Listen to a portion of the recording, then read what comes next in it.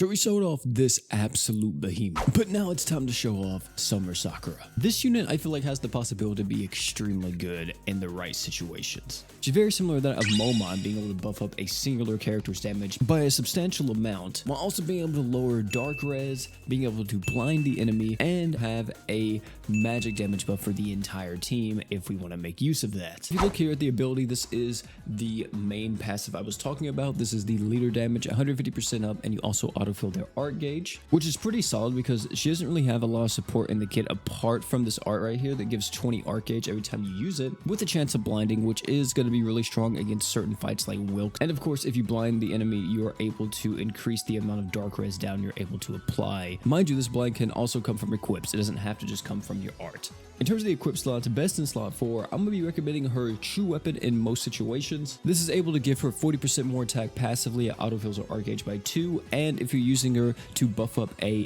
dark character, which I would say most of the time you probably will be, this is going to give her a 50% dark res down on the enemy as well. If you don't want to use this, you can use anything else that's buffing up your damage, reducing elemental resist, or whatever have you. With the 5-star defense, you're using any item that's going to be countering the boss you're fighting, or if you're using her in nukes, you can go with stuff like Black Strike or Gamagori Suit. And with the 4-star magic, I recommend Nui's Parasol if you are using a dark attacker. If you're not using that, then literally any other 4-star magic that's buffing up magic damage or your damage in general. In terms of the crest slots here, I recommend attack up and art gauge up. I do have equipment CT here, which I think equipment CT may be a bit more beneficial in long form content, but definitely the attack up and art gauge up would be the safest to go with Summer Sakura. Her animations are actually, I would say, pretty unique compared to a lot of the other characters we've gotten so far. They all have like a certain, thing going for them, but it's not something that we see all the time in GS. As you see with the attack skill here, she does this black, and it actually just glitched out right there. There it goes.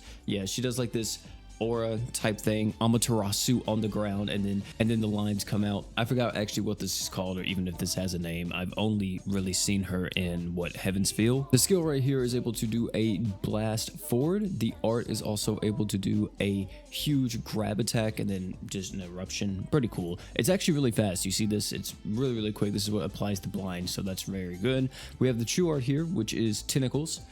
You gotta love tentacles. Super art is, I think, also... Oh, no, this is the wraps everywhere. And this covers the entire screen, which is incredible. It's kind of slow, though. You'll see this, like, as soon as she plops down here, it does take a minute before the first wrap kind of goes around. And I think this initial wrap has to be on the screen in order for the boss to get inflicted by any type of dark res. So it's a bit slow in that regard. Either way, though, I like them. I think they're unique. I think they're different. So because of that, I must say they're 8 out of 10. When it comes to team building with Summer Sakura, I feel like it's pretty simple. If you're going for nukes, I highly recommend going with a dark attacker. It doesn't have to be a dark magic attacker like how Demon Lord Rimuru is. It could be literally any dark attacker that you want to buff up. In this exact setting, we're going to be focusing more on that super art just because it gives that 150% dark res down, and I think it's going to be a bit more beneficial in just buffing up the magic damage, since we already have a lot of damage ups on the team because of Hoka. Of course, we're using characters that are going to be able to give us art gauge, and we're using equips that's giving us art gauge. That's why War God Finn is here with these equips on, and we also have a form of crit chance on the team too through War God Finn's True Art. Now, if you want to use Blessed or Dignified Silence on War God Finn, I highly recommend that you use his skill first and then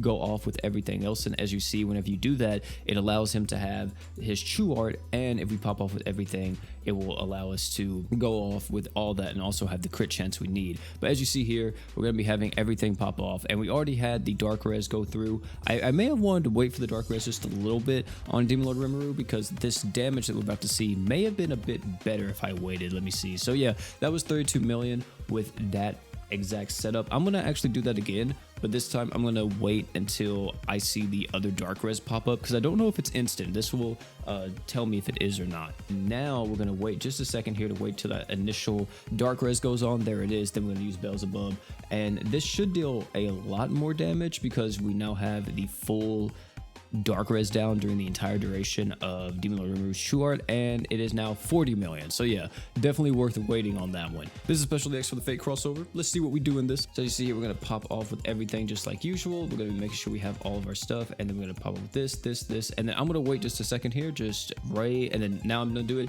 so that way we get the dark res down on that, and there you go, just like that, easy peasy, very strong stuff here. One of the biggest things that I want to say about Summer Sakura is I feel that this character has potential in both nuking and sustain. However, in sustain, I think it's a very limited amount of content that you can actually use her in. In sustain, if you fight a magic boss and you bring Summer Sakura with you, you technically could get a lot of value out of that, since Summer Sakura does have the magic res on that true art. Not to mention too, she has that 5-star defense. She's a human. You could throw on Shiro's equip, this one right here, where if you have it, you're going to be able to give 45% magic damage to your entire team. So in a sustained setting where you are fighting a magic boss, this could be a very big thing for this unit, where she's gonna shine so much in that, because if you have that equip, plus you have this true art active, this lasts for 30 seconds, that equip I think lasts for 15, and that equip has a really low cooldown, you can effectively have what, a 75% magic res on your characters at all times. Plus if you use someone like Miranda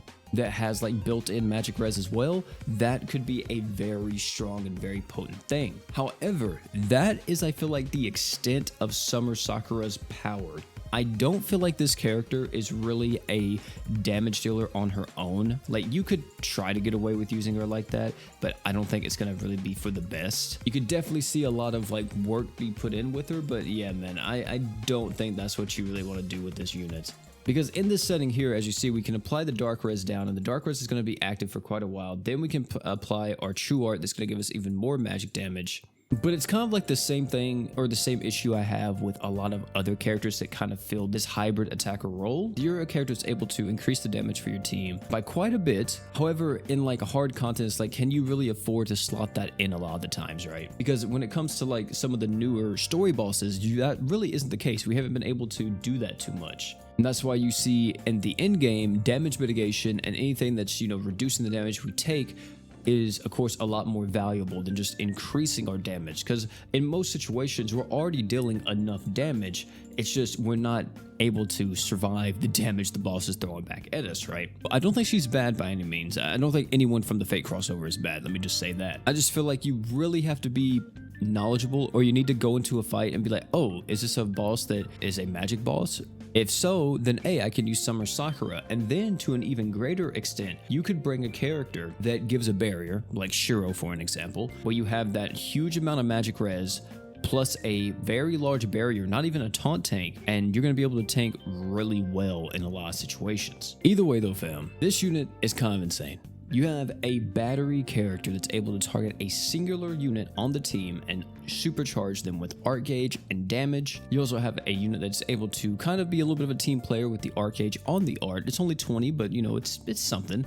But the true art, you know, of course, giving you the magic damage buff, the magic res as well, insanely strong in certain situations. The magic damage is always welcomed on magic teams, of course. And then the super art being able to apply that massive dark res down on the enemy. I think once Eminence comes out for global and we get Shadow and a bunch of the other characters that we currently have on JP, like FM Haruto and stuff, I think we could see Summer Sakura being more of like a Titan in that meta than in the current like mono dark meta we have. Tell me down below what you all think about Summer Sakura. Do you love her? Do you hate her? What's the deal with her? We'd love to read all your comments down below in the comment section. Oh, and one more thing before you all leave, don't forget to drink water.